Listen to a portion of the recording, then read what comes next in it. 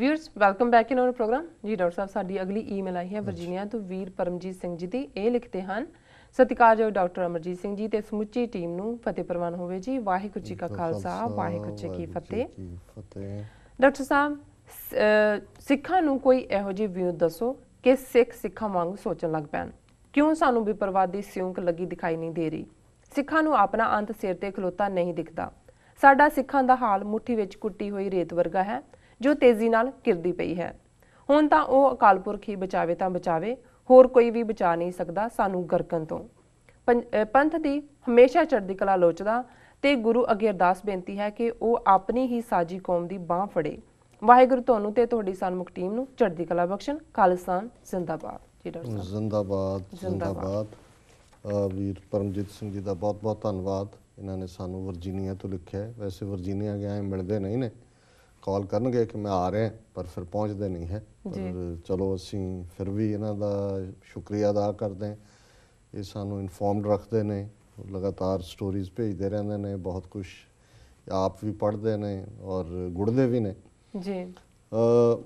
जिहड़ा जो उन्होंने लिखिया है ये एक टीस है, पीड़ है जिहड़ी हर पंथ प्रस्त सिख महसूस करते, क्योंकि बहुत बार असी जिहड़ी वर्स्ट सिचुएशन चों भी ਜਾਂ बदतर स्थिति चों भी आस ਤਾਂ रखते और फिर भी कोई स्टेज ऐसी आ जाती है जो तुसीं आला दुआला देखते हो तो फिर शब्द जिहड़े पंजाबी दे ने भी कि भी इत्थे तां आवा ही उत्तिया होया जी नहीं, जां यही हुंदा है कि भाई ये तां हुण गल सिरे लग गई, हुण तां कोई चारा नहीं है। वो बेबसी भी हुंदी है।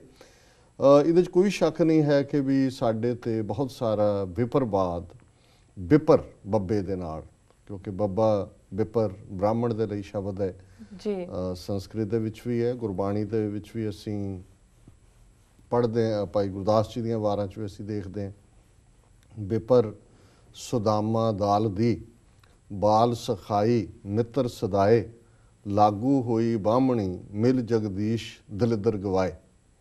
कि किवें सुदामे की पत्नी जिहड़ी है वो अपने पति सुदामे नूं कहंदी है कि तू जा कृष्ण जी दे कोल और वो जाके उन्हां कोलों अपना दस अपना हाल ते वो तेरी जिहड़ी गरीबी है दरिद्र है, दरिद्र गरीबी नूं कहंदे ने। असीं तां जिहड़ा सुस्त बंदा उहनूं भी दलिद्री कहंदे हैं ना, भी जाओ दलिद्री है जी।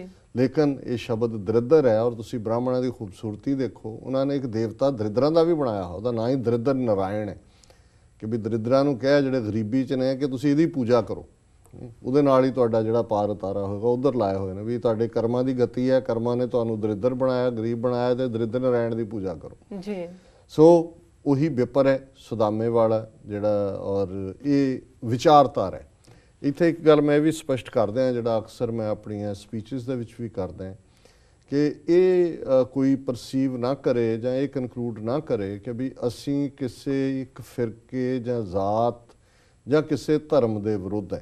ਸਾਡੀ ਲੜਾਈ ਵੀ ਸਟੇਟ ਨਾਲ ਹੈ, ਹਿੰਦੂਆਂ ਨਾਲ ਨਹੀਂ ਹੈ ਜੀ। ਜਿਸ ਤਰ੍ਹਾਂ ਸਾਡੀ ਲੜਾਈ ਜਿਹੜੀ ਹੈ ਮੁਗਲ ਜਾਂ ਅਫਗਾਨ ਟਿਰਨੀ ਨਾਲ ਸੀ, ਕੋਈ ਮੁਸਲਮਾਨਾਂ ਜਾਂ ਇਸਲਾਮ ਨਾਲ ਨਹੀਂ ਸੀ। ਇਸੇ ਤਰ੍ਹਾਂ ਜਦੋਂ ਅਸੀਂ ਬ੍ਰਾਹਮਣਵਾਦ ਦਾ ਜ਼ਿਕਰ ਕਰਦੇ ਹਾਂ तो एक विचारधारा है, आइडियोलॉजी है जी 4000 साल तो रिगवेद के नाल शुरू हुई, जिहदे कर्म कांड है, जिहदे बहुत कुछ ऐसा है कि भी हर कोई जन्म तो ही उच्चा नीव है, जिस दे विच एक्सप्लॉयटेशन का एंगल है भी किवें तुसीं दूसरिਆਂ दे हक्कां नूं खोहणे, जिहदे विच मनु समृति का रोल है कि किवें औरतां नूं शूदर बना दिता, एक वड्डे हिस्से नूं शूदर बना दिता है, लोगों के मुढ़ले हक खोए, रंग के उत्ते आधारित, जन्म के आधारित वखरेवा और जिहड़ी आपसी डिवीजन पैदा की। सो जिस तरह 20वीं सदी च नाजीज़म, कम्यूनिज़म, फाशिज़म ये इज़म सी, विचारधारावां सी, इस तरह ब्राह्मणिज़म एक विचारधारा है। वो भी लोग ने जिहड़े बेशक ब्राह्मण घर पैदा होए, ब्राह्मणां च वो उस दे खिलाफ लड़ते हैं जां लड़े ने ब्राह्मणवाद दे। ਹੁਣ ਸਿੱਖੀ ਦਾਇਰੇ ਦੇ ਵਿੱਚ ਇੱਕ ਵੱਡਾ ਹਿੱਸਾ ਜਿਹੜਾ ਹੈ ਉਹ ਖਾਸ ਤੌਰ ਤੇ ਜੰਮੂ ਕਸ਼ਮੀਰ ਦੇ ਵਿੱਚ ਉਹ ਬ੍ਰਾਹਮਣ ਭਾਈਚਾਰੇ ਚੋਂ ਆਇਆ ਜੀ। ਔਰ ਉਹਨਾਂ ਦੀ ਜਿਹੜੀ ਕੰਟਰੀਬਿਊਸ਼ਨ ਹੈ ਜਾਂ ਜਦੋਂ ਸਿੱਖੀ ਦਾਇਰਾਕਾਰ 'ਚ ਤਾਂ ਫਿਰ ਸਿੱਖ ਦੀ ਕੰਟਰੀਬਿਊਸ਼ਨ ਹੁੰਦੀ ਹੈ। ਅਸੀਂ ਉਹ ਗੋ ਬੈਕ ਨਹੀਂ ਕਰਦੇ ਜੀ ਫਲਾਣੇ ਭਾਈਚਾਰੇ ਦੀ ਕੀ ਕੰਟਰੀਬਿਊਸ਼ਨ ਹੈ ਜਾਂ ਢਿਮਕੇ ਦੀ ਕੀ ਹੈ। ਪਰ ਇਹ ਗੁਰੂ ਨਾਨਕ ਦੀ ਵਿਚਾਰਧਾਰਾ ਸਰਬੱਤ ਦੇ ਭਲੇ ਦੀ, ਜਦੋਂ ਚਾਰ ਵਰਣ ਇੱਕ ਵਰਣ ਕਰਾਇਆ, ਇਹ ਇਹੀ ਵਿਚਾਰਧਾਰਾ ਸੀ ਕਿ ਜਿਹਨੇ ਚਾਰ ਜਿਹੜੇ ਅੱਡ-ਅੱਡ ਵਰਣ ਨੇ, ਚਾਰ ਡਿਵੀਜ਼ਨ ਸੁਸਾਇਟੀ ਦੇ ਵਿੱਚ ਪੈਦਾ ਕੀਤੀਆਂ ਹੋਈਆਂ ਸੀ ਰੰਗ ਤੇ ਆਧਾਰਿਤ, ਉਹਨਾਂ ਨੂੰ ਖਤਮ ਕਰਕੇ ਗੁਰੂ ਨਾਨਕ ਸਾਹਿਬ ਦੀ ਵਿਚਾਰਧਾਰਾ 'ਚ ਬ੍ਰਾਹਮਣ ਵੀ ਆਏ, ਕਸ਼ਤਰੀ ਵੀ ਆਏ, ਵੈਸ਼ ਵੀ ਆਏ, ਸ਼ੂਦਰ ਵੀ ਆਏ, ਔਰ ਉਹਨਾਂ ਦਾ ਸਫ਼ਰ ਉੱਥੋਂ ਹੀ ਸ਼ੁਰੂ ਹੁੰਦਾ ਹੈ। ਇਸ ਲਈ ਜਦੋਂ ਇਹ ਕਿਹਾ ਜਾਂਦਾ ਹੈ ਕਿ ਵੀ ਅੰਮ੍ਰਿਤ ਕੋ ਪਾਣੀ ਕਹੇ ਸਿੱਖ ਕੀ ਪੁੱਛੇ ਜ਼ਾਤ, ਦਇਆ ਸਿੰਘ ਮਮ ਸਿੱਖ ਨਹੀਂ ਜਨਮ ਗਵਾਵੇ ਬਾਤ, ਕਿ ਵੀ ਜਿਹੜਾ ਅੰਮ੍ਰਿਤ ਦਾ ਅਪਮਾਨ ਕਰਦਾ ਹੈ ਉਹਨੂੰ ਪਾਣੀ, ਮਿੱਠਾ ਪਾਣੀ, ਕੋਈ ਹੋਰ ਇਸ ਕਿਸਮ ਦੇ ਲਕਬ ਨਾਲ ਇਸਤੇਮਾਲ ਕਰਦਾ ਹੈ, ਜਾਂ ਸਿੱਖ ਦੀ ਜ਼ਾਤ ਪੁੱਛਦਾ। ਹਾਲਾਂਕਿ ਸਾਡੇ 'ਚੋਂ ਬਹੁਤੇ ਜਿਹੜੇ ਨੇ ਪਹਿਲੀ ਮਿਲਣੀ ਵੇਲੇ ਹੀ ਪੁੱਛਦੇ ਨੇ, ਜੇ ਨਾ ਵੀ ਪੁੱਛਣ ਸੂੰਘਣ ਦਾ ਯਤਨ ਜ਼ਰੂਰ ਕਰਦੇ ਨੇ ਵੀ ਇਹ ਕੌਣ ਹੈ ਜਾਂ ਕੀ ਹੈ। ਜੀ ਉਹ ਨਾ ਕਹਿਣਗੇ ਬਰਾਦਰੀ ਪੁੱਛ ਲੈਣਗੇ, ਕੋਈ ਹੋਰ ਪੁੱਛ ਲੈਣਗੇ, ਜਾਂ ਇਹ ਕਹਿਣਗੇ ਜੀ ਤੁਹਾਡਾ ਸਿੰਘ ਤੋਂ ਬਾਅਦ ਕੀ ਹੁੰਦਾ ਹੈ ਲਾਸਟ ਨੇਮ, ਜੀ ਲਾਸਟ ਨੇਮ ਸਿੰਘ ਹੁੰਦਾ ਨਹੀਂ ਜੀ, ਜਿਵੇਂ ਫਲਾਣਾ ਢਿਮਕਾ ਨਹੀਂ ਜੀ ਉਹ ਤਾਂ ਸਿੰਘ ਹੈ। ਉਹ ਤੋਂ ਫਿਰ ਅੰਦਾਜ਼ਾ ਲਾ ਲੈਂਦੇ ਨੇ ਵੀ ਇਹ ਕੋਈ ਉੱਚੇ ਵਾਲਾ ਕੰਮ ਨਹੀਂ ਹੋਣਾ। ਇਹ ਤਾਂ ਹੀ ਮੈਨੂੰ ਯਾਦ ਹੈ ਇੱਕ ਜੂਇਸ਼ ਲੇਡੀ ਜਿਹੜੀ ਸਿੱਖੀ 'ਚ ਆਈ, ਸ਼ਾਇਦ ਉਹਦਾ ਨਾਮ ਮੈਨੂੰ ਭੁੱਲ ਗਿਆ, ਮੈਰੀਲੈਂਡ 'ਚ ਸੀ, ਤੇ ਉਹ ਇੱਕ ਵਾਰੀ ਮੈਨੂੰ ਅੱਜ ਤੋਂ 20 ਸਾਲ ਪਹਿਲਾਂ ਦੀ ਗੱਲ ਹੈ, ਮੈਂ ਮੈਰੀਲੈਂਡ ਗਿਆ ਤਾਂ ਮੈਨੂੰ ਪੁੱਛਣ ਲੱਗੀ, ਕਹਿਣ ਲੱਗੇ ਜੀ ਜਿਹੜੇ ਆਪਣੇ ਨਾਂ ਨਾਲ ਖਾਲਸਾ ਲਿਖਦੇ ਨੇ ਅਖੀਰ 'ਚ, ਇਹ ਜਿਹੜੇ ਨੇ ਇਹ ਅਨਟਚੇਬਲ 'ਚੋਂ ਆਉਂਦੇ ਨੇ। ਮੈਂ ਕਿਹਾ ਜੀ ਇਹ ਕਿਉਂ? ਉਹਨੇ ਫਿਰ ਇੱਕ ਦਾ ਨਾਂ ਲਿਆ, ਮੈਂ ਨਾਂ ਨਹੀਂ ਲੈਣਾ, ਕਹਿੰਦਾ ਜੀ ਉਹਨਾਂ ਨੇ ਕਿਹਾ ਸੀ, ਕਹਿੰਦੇ ਕਿਉਂਕਿ ਉਹਨਾਂ ਕੋਲ ਹੋਰ ਆਪਣਾ ਉੱਚੀ ਜਾਤ ਵਾਲਾ ਲਿਖਣ ਦਾ ਹੁੰਦਾ ਨਹੀਂ, ਇਸ ਲਈ ਉਹ ਖਾਲਸਾ ਲਿਖ ਕੇ। ਫਿਰ ਮੈਨੂੰ ਖਿਆਲ ਆਇਆ ਵੀ ਇਹ ਤਾਂ 20ਵੀਂ ਸਦੀ 'ਚ ਜਿਹੜੇ ਦਲਿਤ ਵਰਗ 'ਚੋਂ ਜਿਹੜੇ ਹੈ ਉਹ ਸਿੱਖੀ 'ਚ ਆਉਂਦੇ ਸੀ, ਉਹਨਾਂ ਨੂੰ ਸਾਡੇ ਲੋਕ ਕਹਿੰਦੇ ਹੀ ਖਾਲਸਾ ਬਰਾਦਰੀ ਸੀ ਜੀ। ਮੈਂ ਕਿਹਾ ਵੀ ਇਹ ਉੱਥੋਂ ਆਏ ਹੁਣ। ਫਿਰ ਮੈਂ ਉਹਨੂੰ ਤਾਂ ਮੈਂ ਕਿਹਾ ਜੀ ਇਵੇਂ ਨਹੀਂ ਹੈ, ਮੈਂ ਕਿਹਾ ਇਹ ਤਾਂ ਇੱਕ ਵੈਸੇ ਤਾਂ ਮੈਂ ਕਿਹਾ ਸਿੰਘ ਦੇ ਉੱਤੇ ਆ ਕੇ ਨਾਂ ਖਤਮ ਹੋ ਜਾਂਦਾ ਹੈ, ਪਰ ਕਈ ਵਾਰੀ ਅਸੀਂ ਜਿਹੜਾ ਬਹੁਤ ਅੱਗੇ ਵੱਧ ਕੇ ਗੁਰੂ ਨੂੰ ਸਮਰਪਿਤ ਹੁੰਦਾ ਉਹਨਾਂ ਦੇ ਟਾਈਟਲ ਜਾਂ ਆਨਰ ਦੇ ਵਿੱਚ ਅਸੀਂ ਖਾਲਸਾ ਸ਼ਬਦ ਕਹਿੰਦੇ। ਮੈਂ ਕਿਹਾ ਜਿਵੇਂ ਸੰਤ ਕਰਤਾਰ ਸਿੰਘ ਜੀ ਖਾਲਸਾ ਪਿੰਡਰਾਂ ਵਾਲੇ, ਸੰਤ ਜਰਨੈਲ ਸਿੰਘ ਜੀ ਖਾਲਸਾ, ਵੀ ਇਹ ਖਾਲਸਾ ਜੀ ਕਿਸੇ ਨੂੰ ਕਹਿਣਾ, ਹਾਲਾਂ ਹਰ ਸਿੰਘ ਖਾਲਸਾ ਹੈ ਜਾਂ ਉਹ ਸਿੰਘ ਦੇ ਨਾਲ ਹੀ ਜਿਹੜੀ ਇਹ ਗੱਲ ਮੁਕੰਮਲ ਹੁੰਦੀ ਹੈ, ਪਰ ਇਹ ਰਾਦਰ ਸਾਡਾ ਐਕਸਟਰਾ ਲਵ ਐਂਡ ਆਨਰ ਹੁੰਦਾ ਹੈ, ਇਹਦਾ ਕੋਈ ਜ਼ਾਤ ਪਾਤ ਨਾਲ ਤਾਲੁਕ ਨਹੀਂ ਹੈ। ਪਰ ਮੈਂ ਮਾਈਂਡ ਸੈਟ ਦੀ ਗੱਲ ਕਰਦਾ ਹਾਂ ਕਿ ਸਾਡੇ 'ਚੋਂ ਹੀ ਵੱਡਾ ਤਬਕਾ ਇੱਕ ਜਿਹੜਾ ਅਜੇ ਬ੍ਰਾਹਮਣਵਾਦ 'ਚੋਂ ਨਿਕਲਿਆ ਨਹੀਂ ਹੈ।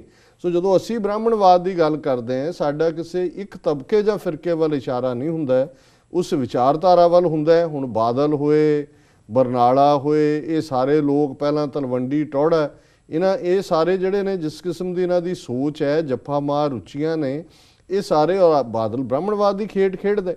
ਸੋ ਇਹਨਾਂ ਨੇ ਵੀਰ ਪਰਮਜੀਤ ਸਿੰਘ ਹੋਰਾਂ ਨੇ ਜਿਹੜਾ ਅਲੰਕਾਰ ਦਿੱਤਾ ਕਿ ਭਾਈ ਅਸੀਂ ਇਵੇਂ ਹੀ ਹੈ ਜਿਵੇਂ ਮੁੱਠੀ 'ਚ ਰੇਤ ਫੜੀ ਹੋਈ ਹੈ, ਵੀ ਰੇਤ ਕਿਰ ਰਹੀ ਹੈ ਜੀ।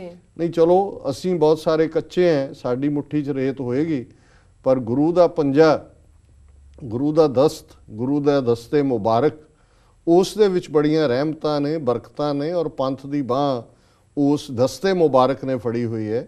ਉਸ ਗੁਰੂ ਕਲਗੀਧਰ ਪਾਤਸ਼ਾਹ ਨੇ ਜਿਹੜਾ ਉਹ ਆਪਣਾ ਵਾਸਾ ਜਿਹੜਾ ਪੰਥ ਦੇ ਵਿੱਚ ਕੀਤਾ ਹੋਇਆ।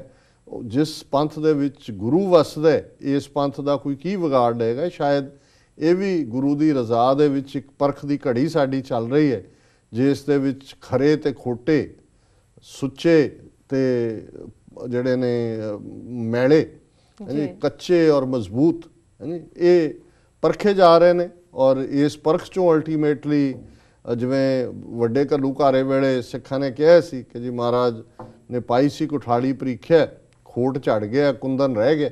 ਸੋ ਸਿਧਾਂਤ ਹਮੇਸ਼ਾ ਰਹੇਗਾ। ਕੁਛ ਜਿਹੜੇ ਨੇ ਉਹ ਵਿਕਣਗੇ, ਕੁਛ ਝੁਕਣਗੇ, ਕੁਛ ਲੜਨਗੇ, ਕੁਛ ਮਰਨਗੇ, ਸ਼ਹੀਦ ਹੋਣਗੇ, ਔਰ ਅਲਟੀਮੇਟਲੀ ਸਾਡੀ ਡੈਸਟਨੀ ਜਿਹੜੀ ਹੈ ਉਹ ਗੁਰੂ ਨੇ ਫੋਰਐਵਰ ਜਿਹੜੀ ਹੈ ਉਹ ਨਿਰਧਾਰਿਤ ਕੀਤੀ ਹੋਈ ਹੈ। ਗੁਰੂ ਆਪ ਸਾਡੇ ਜਿਹੜੇ ਨੇ ਇਸ ਬਾਗ ਦੇ ਮਾਲੀ ਨੇ, ਪੰਥ ਦੇ ਵਾਲੀ ਨੇ, ਇਸ ਨਈਆ ਦੇ, ਇਸ ਕਿਸ਼ਤੀ ਦੇ ਮਲਾਹ ਨੇ। ਔਰ ਇਹਨਾਂ ਤੁਸੀਂ ਨਾ ਉਦਾਸ ਹੋਇਆ ਕਰੋ, ਪਰ ਮਿਲ ਮੁਲ ਜ਼ਰੂਰ ਲਿਆ ਕਰੋ ਜੀ। ਡਾਕਟਰ ਸਾਹਿਬ ਬਹੁਤ ਧੰਨਵਾਦ ਜੀ। ਡਾਕਟਰ ਸਾਹਿਬ ਤੁਹਾਡਾ ਬਹੁਤ ਬਹੁਤ ਧੰਨਵਾਦ, ਤੁਸੀਂ ਆਪਣੇ ਵਿਚਾਰ ਸਾਡੇ ਵਿਊਅਰਸ ਨਾਲ ਸ਼ੇਅਰ ਕੀਤੇ ਨੇ। ਇਸ ਨਾਲ ਆਪਣੇ ਵਿਊਅਰਸ ਕੋਲ ਲੈਂਦੇ ਹਾਂ ਬ੍ਰੇਕ। ਵਿਊਅਰਸ ਤੁਸੀਂ ਸਾਡੇ ਨਾਲ ਇਸ ਤਰ੍ਹਾਂ ਬਣੇ ਰਹੋ, ਮਿਲਦੇ ਹਾਂ ਛੋਟੇ ਵਕਫੇ ਤੋਂ ਬਾਅਦ।